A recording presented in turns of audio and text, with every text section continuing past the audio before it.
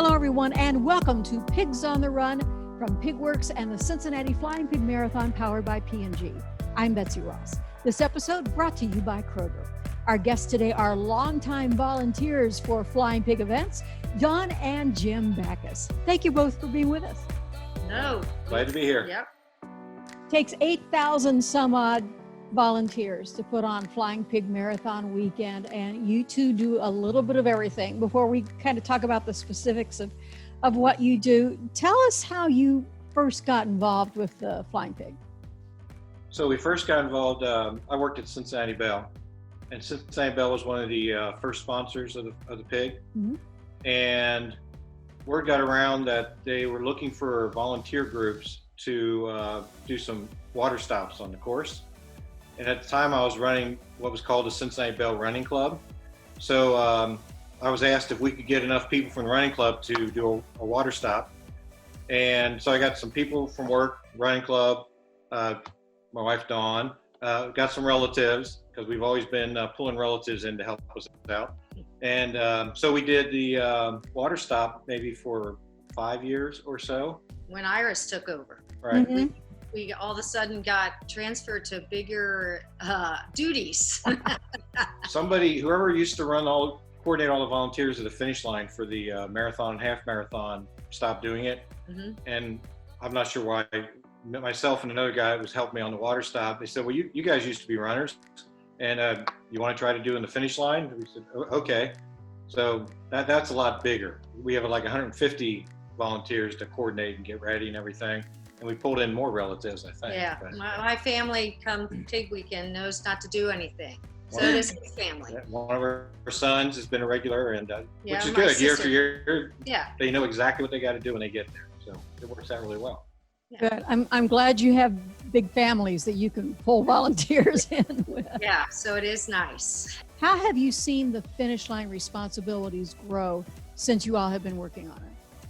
Well, the biggest one is the numbers that you guys are pulling in now. The sheer numbers of how many people are running. And the half marathon's gotten so big. Right. I don't know the numbers, but there's just as many walkers as runners now. Mm-hmm.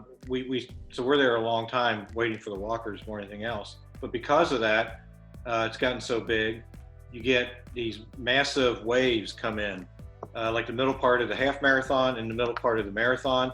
When they come in, you really need to be clicking everything you're doing, because if you get behind, you can't catch up. There's just a massive amount of people coming through at one time. So as we tell the volunteers, the beginning is your practice time, because you only get trickling through and it slowly builds. But eventually you're going to have 100 people coming by you all at one time, and you really need to know what you're doing. So I think it's helped that we've had some repeat volunteer groups that have worked under us, so they sort of know what to do and Right. expect. Yeah. Like I said, we have different relatives that are at key points of the area. So Dawn and I try to stay loose so we can kind of walk around, and any hot spots that come up, we Right. can grab some volunteers to throw more over here to Like take care my of that. sister was always in charge of the food because of the old finish line. At the finish line, you couldn't even see the recovery area Right. because you had to go through the tunnel first, and then the tunnel was dark. So our son took care of the tunnel and the water and the Gatorade, and then my sister was in charge of all the people back behind with the food, and then Jim and I stayed up with medals, finish line, security kind of thing. And then one of us had to go when the change of shift to take these groups to all these different places. So yeah, I like the new finish line where it's all open and, we can look down the row and see what's happening. So. Right. Right. What do you think is the draw for the Flying Pig, both as a volunteer and as a participant? Well, I know I tell all the volunteers, we give it like a speech before we kind of kick it off when everybody's waiting to start. One of the things that we're known for, the Flying Pig is known for, is having it's the friendliest race. There's the volunteers really, in my mind, make or break that race. So when people are getting a glass of water from you or some food or whatever, tell them great job, and be sincere when you tell them that, and be friendly and smile at them. They want to see a smiling face, because especially on the marathon, and even the half, if they haven't done it that often, the finishers don't have a lot of energy left in them. And when they cross, they get their energy from the volunteers. So the more the volunteers smile and say, great job, no matter honestly, even if they don't look that good, you still tell them you did fantastic, because they need your energy. And don't be sarcastic or don't make a joke, because the people don't get it at that point. And yeah, you might say it a couple hundred times, a great job, but that's the only time you said it to that person. So you got to make it real. And you really make eye contact and smile and be truly thankful that they finished. And the runners really enjoy seeing us, I think. Well, and I think also our city is so behind it. Before we got seriously involved, Jim used to run marathons, and then I would go to whatever city or whatever. No city puts on a marathon like we do. The entire city's behind it. I mean, that's, you know, as I'm across the finish line, people say, oh my gosh, I'm from this state, and I cannot believe how many people you had on your course, how cheerful everybody was, the bands, the water stops. I mean, so I think with the city behind it, it makes it so different than everything else. Mm-hmm. That's very true. You all have worked that finish line for quite some time, as you have mentioned. Tell me a funny story, poignant story, a runner or an event or something that has really stuck in your mind all these years. I always, whenever those guys run or girls run with that flag 26.2 miles, it just brings a tear. My dad was in the Navy during the war, and it just brings a tear that you know, we're able to run and do this because we're part of a great country.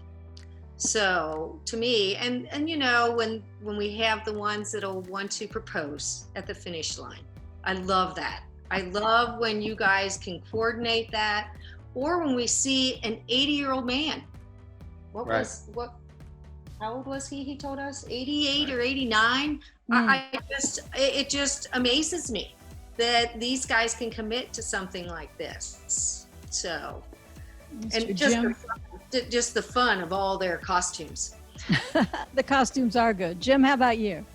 The costumes make me think of that. I mean, especially the women like dressing up. Well, there's a decent amount of men too. They wear different things, and they want comments on it. So as they cross the finish line, we see them. We usually talk to them a little bit, and they enjoy. Say, "Oh yeah, I did this because of my son did this," or whatever. They almost always have a story about why they're wearing that costume. It's not just to get attention. It's usually there's some deeper meaning behind it.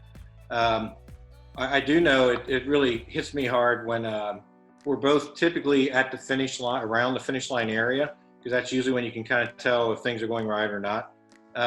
There is a handful of people at every race that as they cross the finish line, they get the medal, and then you see them walking, and they're kind of walking to you, and they're walking wavy like this. And there's medical people here along the finish line, and they're always watching, but still we're kind of like in the middle of the crowd. So I've caught a couple different people just in my arms, and then wave a medical person over, bring a wheelchair over, and the person's okay. They just have nothing left, and they're so thankful. Oh, thank you. It's okay, you did great. And the medical takes them over to the tent to give them some water and some ice and so on to kind of get them relaxed. But that's where it really hits me that these people really do need our help. Mm-hmm. I mean, they do everything in their power to get across that finish line, especially if it's a marathon. That is a big deal. And if it's their first one, they got all kinds of energy, at least as they cross the finish line, but then it hits them really quick. I mean, you see people sit down sometimes, and that's usually a mistake. If you sit down right away after doing a marathon, it's just so hard to get back up. But so that's very true. When you're a volunteer, you are out there very early in the morning. Jim, as you mentioned, you could stay late because this field keeps growing. You're out there when it's nice weather. You're out there when it's not so nice weather. You're out there when it's hot and when it's cold. Why do you all keep coming back every year? I think for all the things we said, it's work. I mean, it takes a lot of your energy, but it's just so meaningful. And I walk away always feeling a lot better about myself. Yep. And I think the volunteers really enjoy it too, especially the ones that get engaged and talk to people. It's no fun volunteering for somebody if you're just sitting there going past hot water. You don't make eye contact, you don't talk to anybody. Make it fun for you and them. Mm-hmm. Yeah, I mean, there are times I just stand up at right past the finish line in the middle, and some people come up and you know, they'll look exhausted, and I'm going, okay, you okay? Yeah, I said, you need medical? No. Can I just hang on to your shoulder? Sure. So, I mean, to me, I helped somebody that spent all those months training to do this. They were able to do it, but they just needed a little bit of my help. And that is very gratifying, very gratifying. We have been concerned at different years when you know the weather's not going to be that good. Either it's going to be rainy or it's going to be chilly, because these are all volunteer groups that we coordinate, that some of them might not show up. But I got to give kudos to our volunteer groups. They show up. They might be missing a couple people, but yeah, maybe they one do or show two, up, right. but not 20, 30. And we're talking, you're there every time. You've known some of the really horrible weather.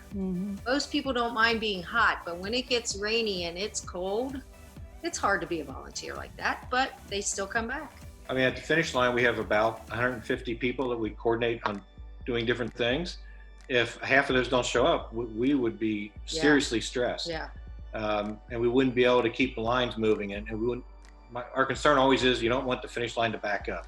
Right. So the runners need to be able to cross the finish line. So we've never been in a situation where not enough volunteers showed up, which is a very big deal. Right. Well, and I think that shows what so many volunteers think about the Flying Pig Marathon, the Queen Bee, and the many events that PigWorks and Flying Pig Marathon are involved in. Jim and Dawn, you are two of our stalwarts. We see you there all the time for all these events, and we appreciate everything that you and all those 8,000 plus volunteers do. Thank you so much for being with us this week on Pigs on the Run. And we will be there in May, right? Yeah, We're planning on it. We missed it. All right. Thanks, Betsy. Thanks, Betsy. Thank you.